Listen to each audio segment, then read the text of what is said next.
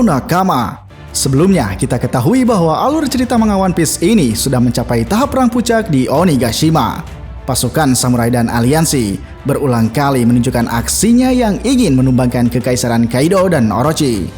Dan di video kali ini, Paradox akan melanjutkan kembali pembahasan pada spoiler sebelumnya, yang dimana kali ini kita akan membahas tuntas isi cerita dari chapter 1043. Tanpa perlu banyak basa-basi, mari langsung saja kita berlayar!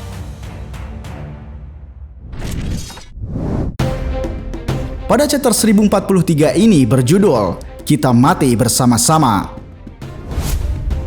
Di sampul chapter diperlihatkan Charlotte Oven yang sedang membawa sebuah buku tawanan, yang dimana di dalam buku tersebut diperlihatkan beberapa anggota keluarga Germa Double Six dengan ditemani oleh Charlotte Bruley.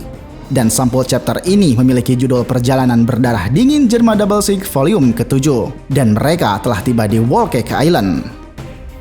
Oke, kita lanjut ke cerita. Pada chapter sebelumnya kita telah mengetahui bahwa pertarungan antara Luffy melawan Kaido telah berhasil dikecoh oleh kehadiran bos CP0. Dan akibat kejadian itu, Luffy yang akan memberikan serangan terakhirnya pun berhasil diserang terlebih dahulu oleh Kaido dengan telak menggunakan gada besinya. Dan scene pertama pada chapter 1043 ini memperlihatkan dengan jelas serangan yang Kaido lakukan telah membuat Luffy pun tersungkur dan tak sadarkan diri. Kemudian pada luar kastil Onigashima, tempat keberadaan Momonosuke yang sedang dalam usahanya menghentikan Pulau Onigashima, tiba-tiba dia dibuat terkejut setelah menyadari suara Luffy yang telah menghilang dari jangkauannya. Sementara itu, Shin pun telah memperlihatkan keadaan Luffy di tengah keberadaan Kaido dan bos CP0. Dan pemenang pada pertarungan itu telah diumumkan bahwa Kaido lah yang memenangkan pertarungannya. Setelah kemenangannya dari Luffy, Kaido pun berbicara pada bos CP0 atas apa yang telah dilakukannya. Namun bos CP0 malah menunduk dan tidak berkata apa-apa setelah Kaido mempertanyakan hal tersebut. Dan sepertinya atas kejadian yang telah dilakukan bos CP0 ini telah membuat Kaido marah dan membuat bos CP0 itu dihantam oleh gada besinya. Serangan tersebut nampaknya telah membuat atap kastil runtuh sehingga membuat panik semua para petarung yang berada di bawahnya. Atas kejadian yang telah menimpa bos CP0 ini, sepertinya dia sengaja tidak menghindar dari serangan Kaido karena telah berhasil menjalankan misinya. Dan kemungkinan besar kematian pun telah menimpa bos CP0 dikarenakan serangan keras Kaido sebelumnya. Lalu kita dibuat penasaran akan sosok CP0 yang lain dengan mengenakan topi berwarna belang. Sepertinya CP0 ini tidak ikut terlibat pertempuran karena hanya memantau situasi tanpa melakukan apapun. Dan kemungkinan dia adalah anggota CP0 yang tersisa yang nantinya akan mencoba untuk menangkap Nico Robin. Lalu beralih ke tempat Kawamatsu dan para samurai berada. Di sana diperlihatkan posisi mereka yang sedang dalam keadaan terjebak akibat api yang saat itu telah membakar area sekelilingnya. Dan hal itu pun telah membuat mereka putus asa karena tidak dapat berbuat apa-apa. Di dalam keputusasaannya, Kawamatsu pun mengatakan jika perang menang pun akan percuma kalau mereka semua mati terbakar hidup-hidup. Di tengah kekacauan yang dialami Kawamatsu, Kaido pun melancarkan serangan Blast Bird sehingga membuat keadaan mereka semakin terdesak. Dan kehadiran Kaido juga telah membuat panik para pasukan samurai yang berada di sana.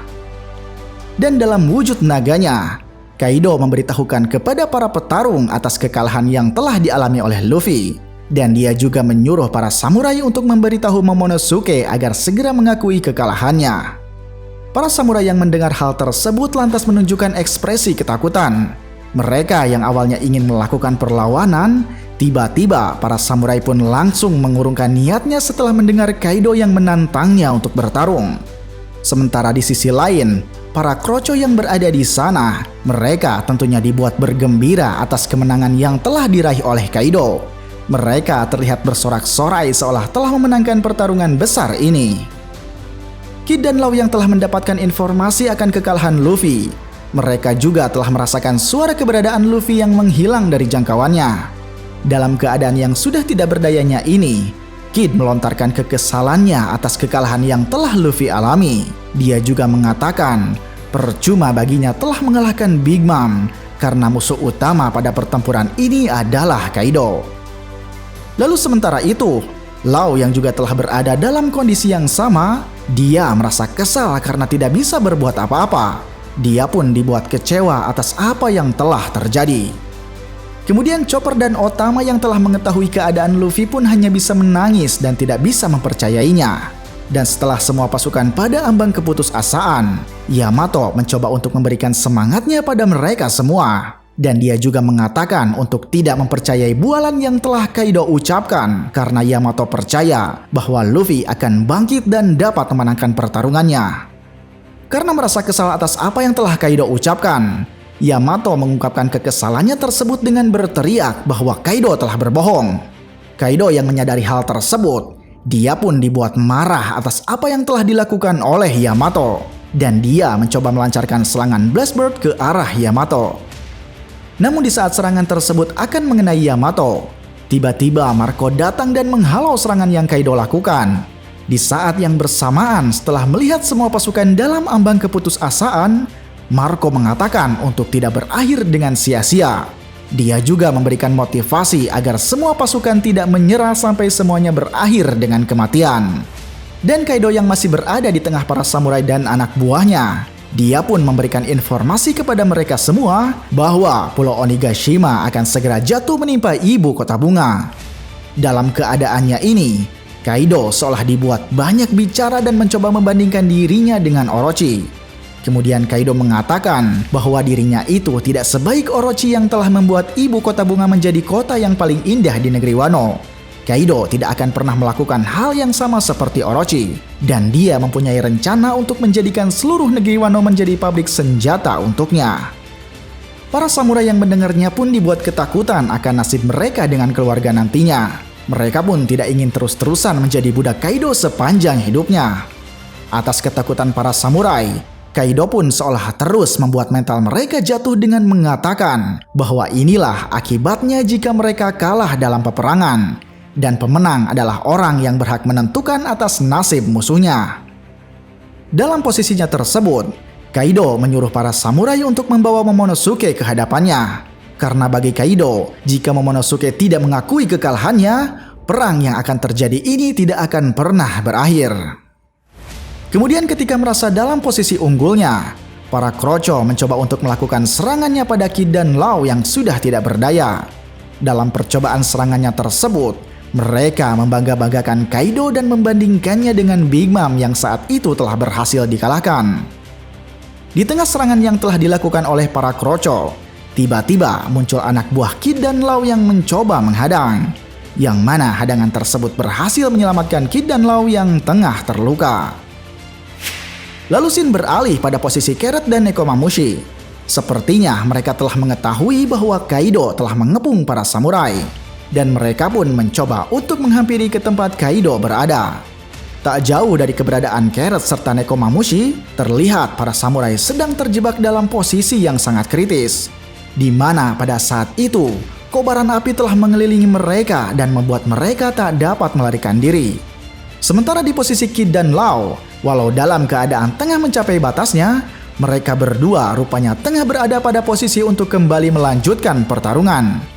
Dalam keadaannya yang memaksakan diri, Kid menegaskan bahwa dirinya tidak ingin jika para musuh membunuhnya tanpa bisa melakukan apapun. Shin beralih kembali pada keberadaan Momonosuke yang masih dalam usahanya di luar kastil. Di sana, Momonosuke tampak berputus asa setelah mengetahui bahwa Kaido menginginkan dirinya untuk menyerahkan diri. Terlebih lagi, dia mengetahui bahwa Luffy telah dikalahkan sebelumnya. Namun Yamato yang saat itu berada di dekatnya, dia mencoba untuk terus memberikan semangat pada Momonosuke agar tidak menyerah dengan keadaannya. Dan Yamato juga mengatakan bahwa jalan seorang samurai adalah jalan orang-orang yang berjuang sampai titik darah penghabisan. Kemudian Yamato pun memberitahu Momonosuke bahwa semua para petarung sudah berada pada ambang batasnya, termasuk juga dengan Kaido. Untuk itu, Yamato terus mencoba mengajak Momonosuke agar tetap melanjutkan perjuangannya. Akan tetapi, Momonosuke malah membantah ajakan Yamato tersebut karena dia ketakutan akan banyak orang yang akan mati terbunuh dan memang sangat sulit bagi dirinya untuk mengakui kekalahan. Terutama setelah mengetahui Luffy telah dikalahkan, Momonosuke pun mengajak pada semuanya untuk menyerah pada pertempurannya. Melihat Momonosuke yang berada pada ambang keputusasaan, Yamato tidak ingin membiarkan hal tersebut pun terjadi dengan berusaha terus memberikan semangat bertarung pada Momonosuke. Dan Yamato juga mengatakan, jika para samurai menyerah begitu saja, hasilnya pun akan sama karena mereka akan dijadikan budak oleh Kaido sampai mati. Sehingga pada akhirnya jika semua menyerah, hal itu pun tidak akan pernah menyelamatkan siapapun. Kemudian Yamato mencoba kembali mengingatkan pada Momonosuke atas penderitaan yang telah dialami negeri Wano selama 20 tahun lamanya. Dan selama itulah negeri Wano ini telah menantikan akan pertempurannya. Di dalam kobaran semangatnya, Yamato mengatakan hal yang membuat Momonosuke kembali bangkit. Dan dalam perkataannya tersebut Yamato mengatakan, jika jalan satu-satunya adalah menyerah, lebih baik kita mati bersama-sama. Dan Shin pun memperlihatkan keadaan Yamato dan Momonosuke dengan raut wajah yang akan kembali bangkit. Dan di sana juga memperlihatkan dengan keadaan samurai yang masih dalam pertarungannya.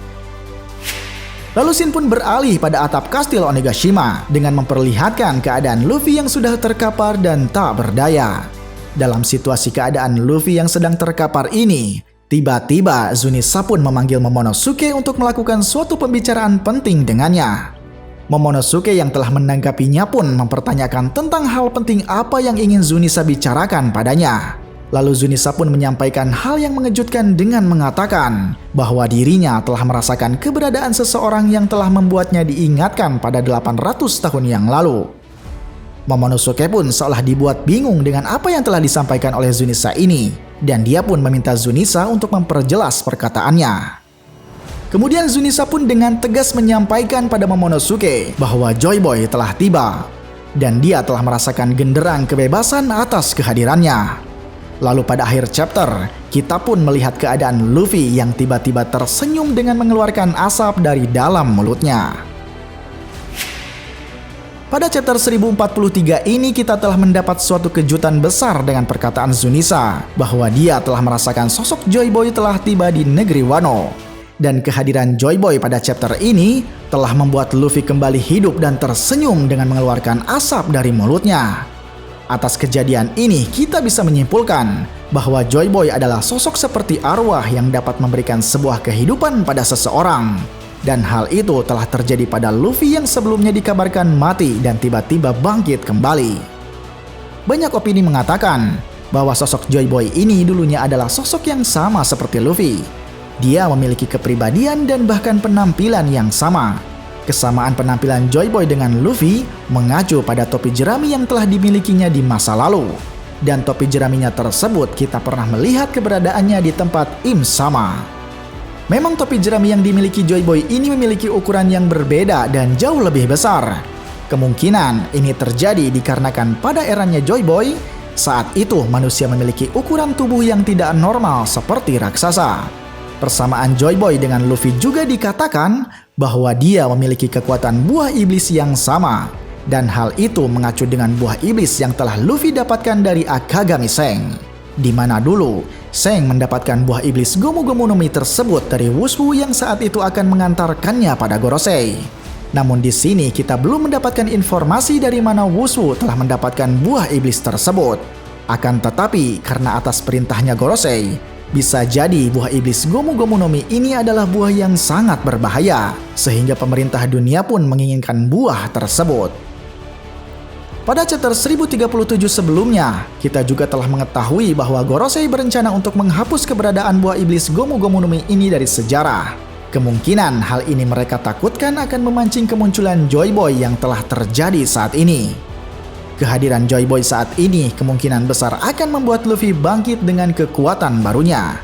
Hal itu terjadi dikarenakan Joy Boy adalah orang yang telah berhasil membuat buah iblis Gomu Gomu no Mi ini mencapai tingkat awakening pada masanya. Tidak menutup kemungkinan juga Joy Boy akan membuat Luffy untuk bisa mencapai kekuatannya pada tingkat tersebut.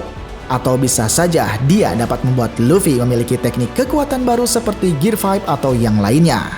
Banyak opini mengatakan bermacam-macam tentang sosok Joy Boy ini. Namun yang pasti kita hanya akan mendapatkan jawabannya setelah next chapter ini dirilis.